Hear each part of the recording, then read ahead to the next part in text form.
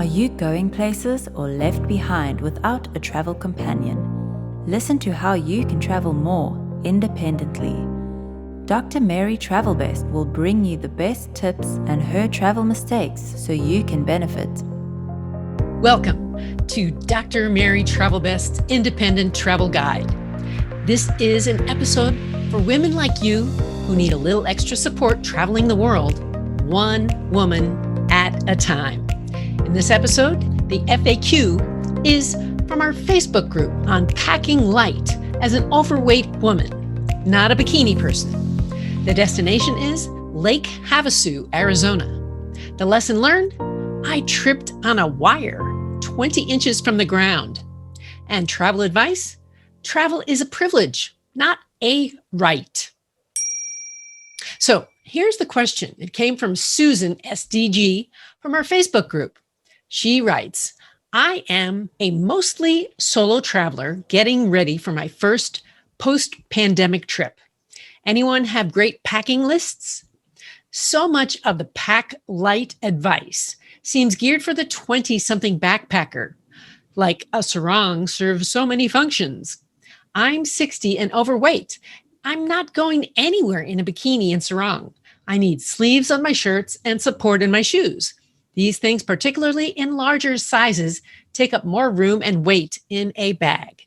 I'm sure there are many women who are more self-conscious and or modest who would like these tips on packing light for hot weather that's practical.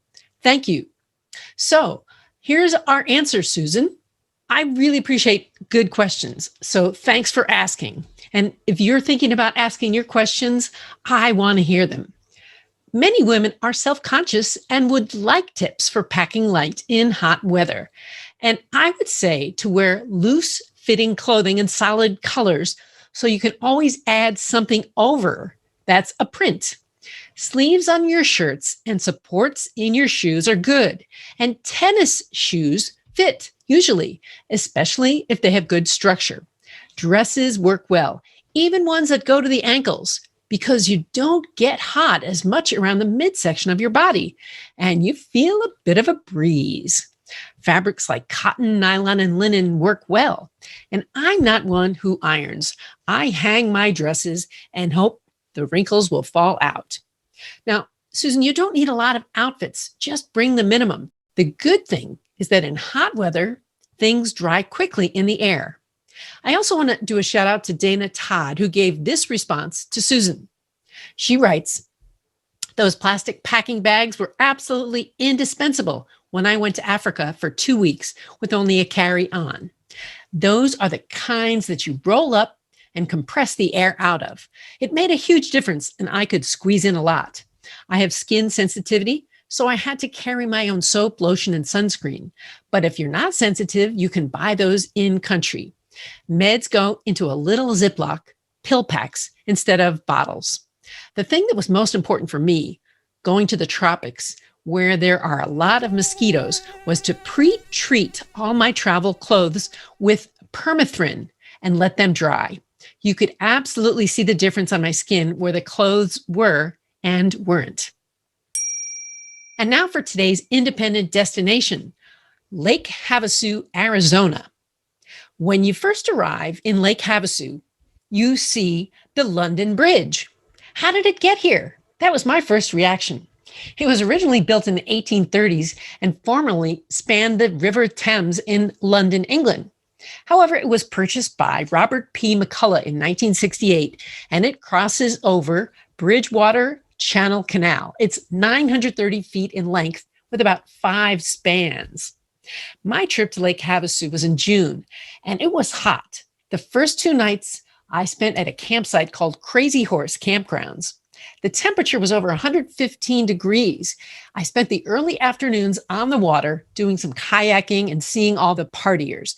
The rest of the late afternoons I spent by the pool, swimming and munching on cold watermelon and drinking a lot of water.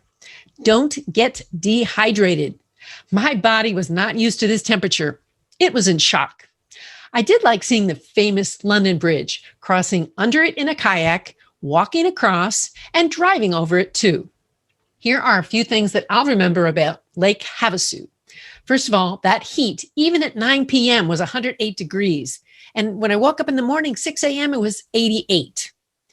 I loved camping, kayaking, paddleboarding, and midday is a time for rest and siesta. Be lazy. 2 to 4 p.m. is the hottest. I'll remember palm trees, desert, pickup trucks, and country music. Is there always a party here? The river/lake was filled with moored pontoon and motorboats and a lot of alcohol drinking. It seems that there's a party here all the time. So if you want to party, this is one place you'll find it. Now for today's mistake. I tripped on a wire. It was really more of a fence. I tripped and stumbled by Lake Havasu at the campgrounds. The wire that was about 20 inches from the ground, I thought I had cleared it, but my foot got caught as someone else was walking side by side with me and hit that wire also. Now that wire hurt, even though I didn't fall to the ground. I did have a few gashes on my leg for a while as a memory, and we both felt the pain. So don't do what I did. If you see a wire, go around it, not over it. The cleanup and disinfecting took time, and it's now healed. Now for today's travel advice. Travel is a privilege, not a right. So don't take it for granted. Don't be like sheep. Be human. I wanted to bring meaning to your travel. Send me your travel tip or question to Dr. Mary Travel Best Facebook page, group, Instagram, Twitter, blog, YouTube, or Dr. Mary at drmarytravelbest.com. And maybe you'll see your tips in my next travel book on independent destinations. What's on your travel bucket list? Tell the doctor and her team of women who travel the world seeking the very best. Dr. Travel Best, that is.